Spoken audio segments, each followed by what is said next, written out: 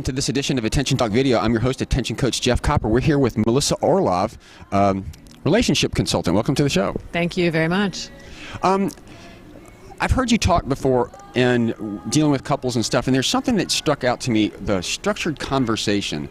And it was fascinating to me as a tool for couples to use in order to manage things. And that structured conversation to me was a way of taking emotion out of it so you could kind of pattern behavior. Is my interpretation right, and can you comment on what the process looks like? It is right. It's definitely a way of slowing things down, which is you can calm it down. Somebody said to me one time, "This is the slowest conversation I ever had." I said, "Yeah, but it's great."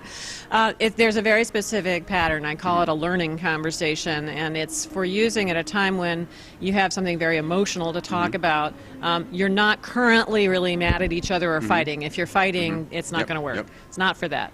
But you bring out, so you have a speaker and a listener, and the speaker gives a sort of a short paragraph idea about a feeling. I'm feeling really upset because of the following things.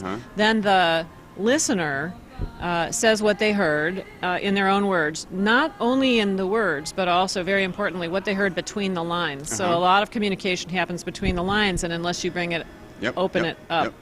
And then there's a, did the person get it or not get it? And so I could give an example if you want. Sure, yeah, go ahead. Okay, so I'll make one up here. But I think I said in the presentation yesterday, maybe you have a conversation which is, the speaker says, I feel really upset that you're not doing the dishes because it's important to me that you do something around the household. It's very symbolic that you care, and et cetera. And then the listener says, okay, so what I heard you say is you want me to do the dishes, which is only part of the communication. The communication has the more important message is, this is important to me because it shows you care, and I'm missing that part. And so the speaker would say, no, that was part of it, but that's not all of it, and they would until they go back and forth until the listener actually hears the whole thing. And then they switch roles, and the person who was the listener becomes the speaker, and then they go on in the conversation and they go back and forth. It's a very slow methodology, but what happens is you finally hear the things that are underneath. The person who said, oh yeah, so you want me to do the dishes? If that's all they take away from it, they haven't really heard their partner.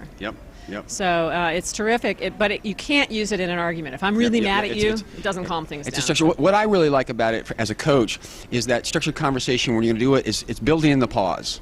Automatically, if you're not doing it in the heat of the moment, which is not effective, you're building in the pause, you're sitting down there, and you're methodically going through this stuff, and you're opening communication, particularly for the message behind it. I know I've worked with people, sometimes it's not so much that you did the dishes, is that you wanted to do the dishes, and that you're trying that, and you can work your way through that. The other thing that was interesting to me is when you bring up that topic, it's not accusatory, right? It's a feeling, this is where I am, and as a means to build forward, as opposed to attacking the other person.